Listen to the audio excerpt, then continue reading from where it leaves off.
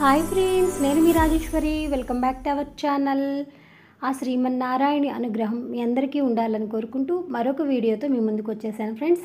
శతకోటి జన్మ పాపాలను పోగొట్టే కోటి సోమవారం గురించి ఈరోజు తెలుసుకోబోతున్నామండి. కోటి సోమవారం విశిష్టత ఏంటి, ఎలా చేయాలి, ఎప్పుడు చేసుకోవాలి, అసలు కోటి సోమవారాలు అంటే ఏంటి అనేది ఈ వీడియోలో తెలుసుకుందాం.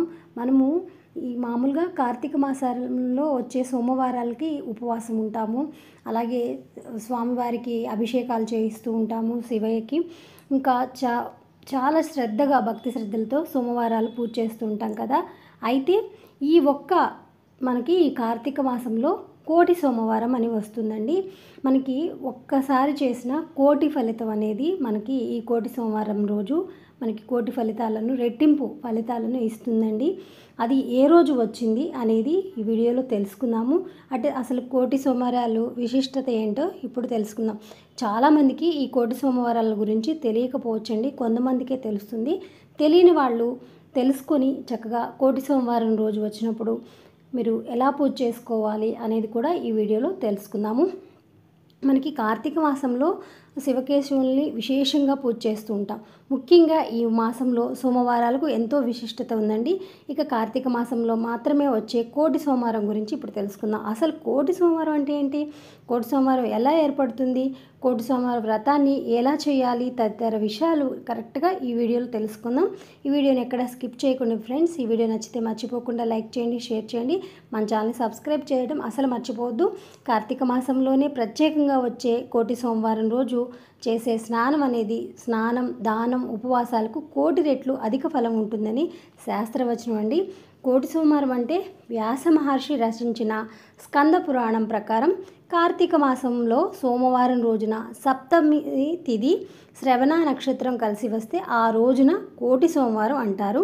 కార్తీక మాసం శివకేశవులకు అత్యంత ప్రీతికరమైనది. అందులోని కోటి సోమవారం అంటే ఆధ్యాత్మిక పరంగా ఆ రోజున ఎంతో పవిత్రంగా భావిస్తారండి. అయితే ఈ కోటి సోమవారం అనేది సోమవారం రోజే రావాలన్న నియమేమీ లేదండి. అరుదుగా కోటి సోమవారం కార్తీక సోమవారం రోజు వస్తుంది. మిగతావి చాలా సమయాల్లో మిగతా రోజుల్లో కూడా వస్తాయి. దాన్ని కూడా కోటి సోమవారమే, శ్రవణ నక్షత్రంతో ఏ రోజైతే వస్తుందో ఆ రోజున కోటి సోమవారం అనేది అని అంటూ ఉంటారు. కోటి సోమవారం ఈ ఏడాది ఎప్పుడు వచ్చిందంటే ఈ 2025 సంవత్సరం అక్టోబరు 30వ తారీఖు వచ్చింది ఫ్రెండ్స్. మనకి శ్రవణ నక్షత్రం ఎప్పుడు మొదలైందో ఇప్పుడు తెలుసుకుందాం ఫ్రెండ్స్.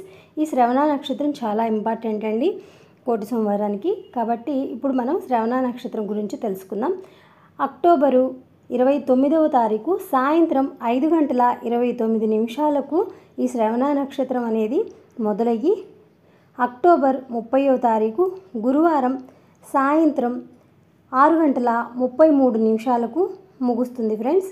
కాబట్టి మనకి కోటి సోమవారం అనేది మనకి ఉదయంతో ఉంది కాబట్టి, గురువారం రోజు తెల్లవారుజాము నుంచే ఉంది కాబట్టి 30వ తారీఖు కోటి సోమవారం గురువారం రోజున జరుపుకోవాలి ఫ్రెండ్స్. ఇక కోటి సోమవారం పూజా విధానం గురించి తెలుసుకుందాం. నదీ స్నానం అనేది ఈ కార్తీక మాసంలో చాలా ఇంపార్టెంటు. శివకేశవులకు ప్రీతికరమైన కోటి సోమవారం రోజు హరిహరాదులను పూజించాలని శాస్త్రం చెబుతుంది. ఈరోజు సూర్యోదయాన్ని నిద్రలేచి శుచి అయిన నదీ స్నానం చేయడం అత్యుత్తమం. ఎందుకంటే కార్తీక మాసంలో మహావిష్ణువు నదులు, చెరువుల్లో నివసిస్తారని అంటారండి. అందుకే ఈ మాసంలో నదీ స్నానానికి అంతటి ప్రాముఖ్యత ఉంది. ఇక ఉపవాసం చేయాలి ఈరోజు చక్కగా. సాధారణంగా కార్తీక మాసంలో సోమవారాలు, ఏకాదశి రోజు లేదా కార్తీక పౌర్ణమి రోజుల్లో విశిష్టత తిథుల్లో భక్తులు ఉపవాసం ఉంటారు. అలాగే ఈ కోటి సోమవారం రోజున చేసే ఉపవాసం కోటి కార్తీక సోమవార ఉపవాసాలతో సమానమని పురాణాల ద్వారా తెలుస్తుందండి. అందుకే ఈరోజు ఉదయం నుంచి సాయంత్రం వరకు ఎలాంటి ఆహారం తీసుకోకుండా, అంటే ఉండగలిగిన వాళ్ళు ఉండండి ఫ్రెండ్స్, లేని హెల్త్ ప్రాబ్లం ఉన్న వాళ్ళు, ఉండలేము అనుకున్న వాళ్ళు ఫ్రూట్స్ తినేసి ఆ రోజంతా ఉదయం ఉండి తర్వాత అనంతరం రాత్రి భోజనం చేసి ఉపవాసాన్ని విరమించాలి. అంటే మీరు ఆ రోజు కూడా నైట్ కూడా మేము ఉండగలము అనుకుంటే ఆ రోజు రాత్రికి పాలు, ఒక అరటిపండు అట్లాంటివి తీసుకొని ఆ రోజంతా ఉండి నెక్స్ట్ డే సింపుల్గా ప్రసాదం తీసుకోవచ్చు. ఇక శివకేశవుల పూజ ఎలా చేయాలంటే ఈరోజు శివాలయాలకు వెళ్ళి భక్తి శ్రద్ధలతో పంచామృతాలతో శివుని అభిషేకించి నువ్వుల నూనెతో మట్టి ప్రమిదిలో దీపారాధన చేయాలండి.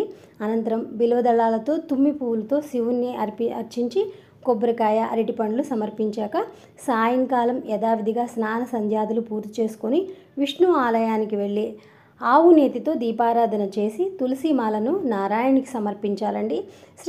విష్ణు సహస్రనామ పారాయణ చేస్తే చాలా మంచిది. ఇంకా ఈరోజు వనభోజనాలు కూడా చేయొచ్చండి, చాలా మంచిది. ఈరోజు సాధారణంగా కార్తీక మాసంలో వనభోజనాలు విశేషంగా చేస్తుంటారు కదా.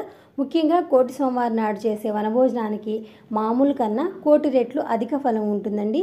ఈరోజు ఉసిరి చెట్టు ఉన్న వనంలో ఉసిరి చెట్టు కింద శివలింగాన్ని లేదా విష్ణు స్వరూపమైన సాలగ్రామాన్ని ఉంచి భక్తితో పూజించి అనంతరం బంధుమిత్రులతో కలిసి సామూహికంగా భోజనాలు చేయాలి. ఇక ఈరోజు సత్యనారాయణ వ్రతం చేసుకునే వాళ్ళు కూడా చేసుకున్న చాలా చాలా మంచిదండి. ఇవండి ఈ కోటి సోమవారాల గురించి. మీకు ఏదన్నా డౌట్ ఉంటే నాకు కామెంట్ సెక్షన్లో కామెంట్ చేయండి, నేను ప్రతి ఒక్కళ్ళకి కూడా రిప్లై ఇస్తాను ఫ్రెండ్స్. బాయ్ ఫ్రెండ్స్, ఇలాంటి మంచి మంచి వీడియోస్తో మళ్ళీ కలుద్దాం. నమస్తే, జై శ్రీమన్నారాయణ.